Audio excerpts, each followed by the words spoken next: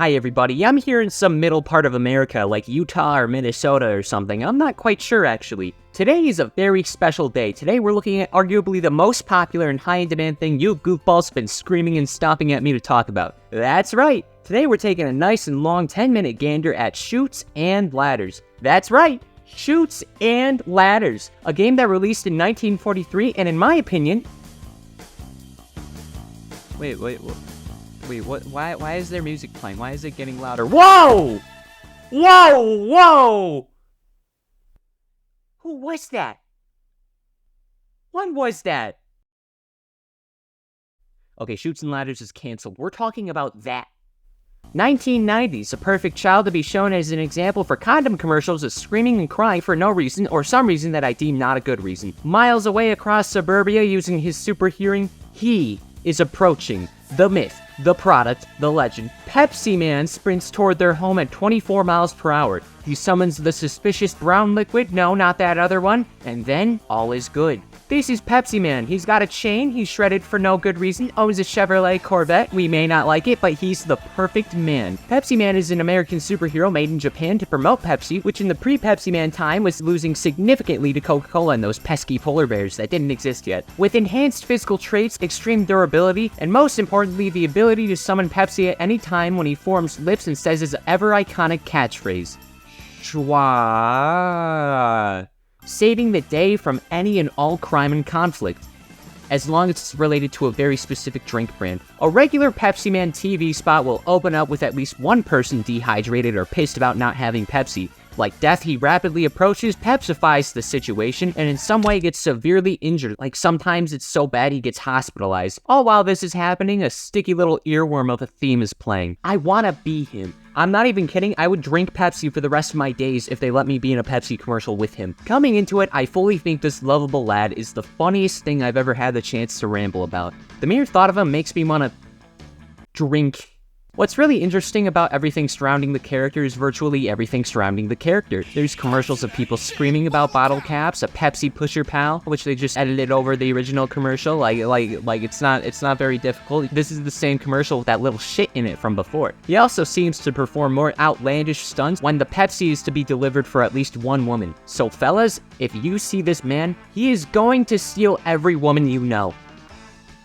I actually don't think my viewers talk to women. Besides the commercials and merch, by far the biggest Pepsi Man thing to exist is the game on the original PlayStation. It's not called Drink. I felt really stupid looking that up and not finding it. The game starts with a guy raiding a vending machine for Pepsi when there's probably a grocery store nearby. He takes a Pepsi break from all the Pepsi and goes for a drink, and then music starts playing right out of the can, and he picks it up and justifiably goes, wait, what's going on? And sees an ever-iconic muscular spandex men running down a road in the void. The gameplay is relatively accurate to the source material. Someone tells Pepsi Man about an ongoing crisis. He makes his way there, running through whatever he needs to get to the location, like through homes, and stops halfway for a drink, even though he can literally summon Pepsi unless he's like trying to refill himself like a car with gasoline. He averts whatever the crisis was and then runs home, even one time ironically running from a giant Pepsi can, all while the theme is once again blaring in the back, but you probably maybe already knew that, I think. The first stage has you trying to stop a riot because a vending machine isn't working, and then you need to refresh some people as an entire city is on fire. Then you gotta help people in a plane crash. I don't think he should be running from that one. But the final mission sees Pepsi City,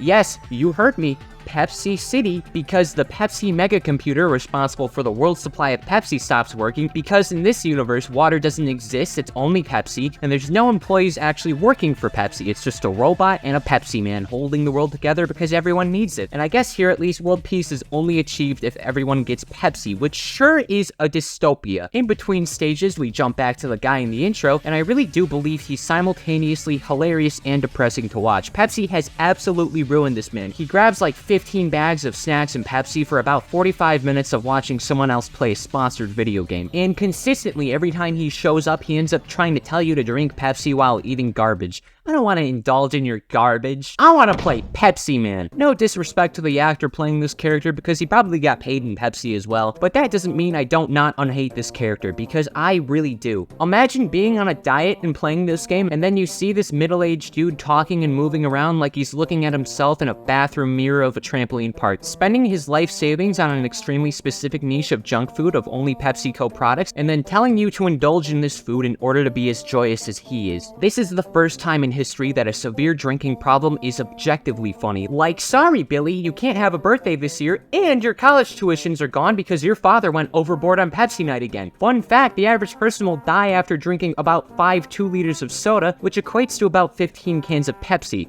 And, I don't think this man is very average, holy shit. Another game he's part of is Fighting Vipers, specifically on the Sega Saturn. Basically, he's just a silly fighting game guy in-game. There's not much to it, he just looks kinda silly, like his icon is the most dangerous bowling pin you'll ever see. So now, I'm here now, where I come to a point where I'm still a bit unsatisfied about everything in general, just to an extent. I think the main issue going on at the moment, in part, comes from the general lack of anything too deep when considering the character. Like, he's from Japan and has a kind of complex history of being an American superhero, but like, what is he?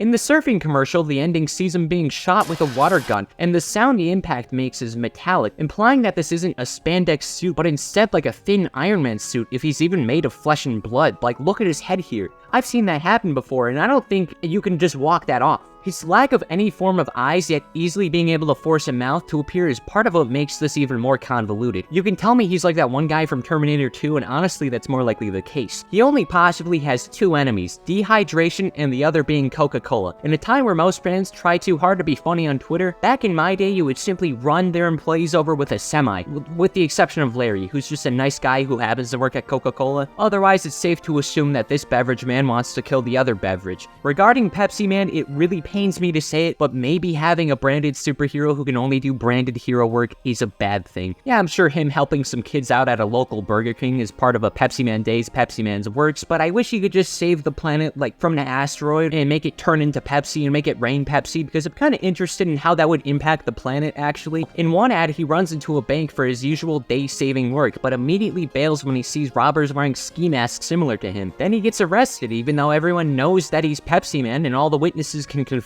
that he just bailed, he didn't actually like commit crime. This is the second time a drink mascot has been a known enemy of the police. This is probably a sign of passage more than anything. Speaking of which, the Pepsi Man in a ski mask is Pepsi Man's other identity, Lemon Twist Pepsi Man, who's the same guy, but again, what do I say? He's yellow? That's actually just it. There's also Lemon Twist Pepsi Woman.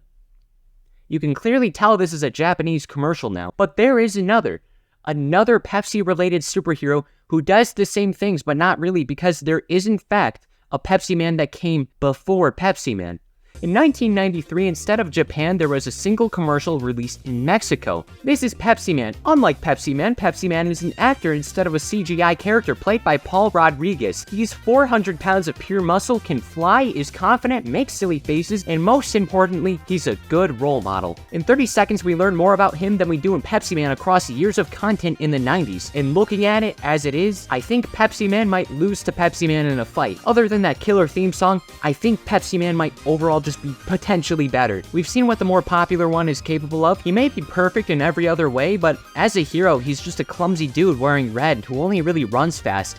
We already have one of those. We don't need a second Dash from The Incredibles. We never see either of them doing any real superhero work, but I don't think that lovable bald freak is winning this one. Tragically, I'm kind of conflicted about Pepsi Man now. Like, I want to know what his deal is, because every time I think about it, we hardly know anything about him other than some general traits. I came into this clicking my heels together in delight, talking about the funny Liquid Man, but now I'm pulling a Socrates, questioning, considering, pondering, and now honestly, I think maybe that Pepsi Man as a character might have actually been wasted.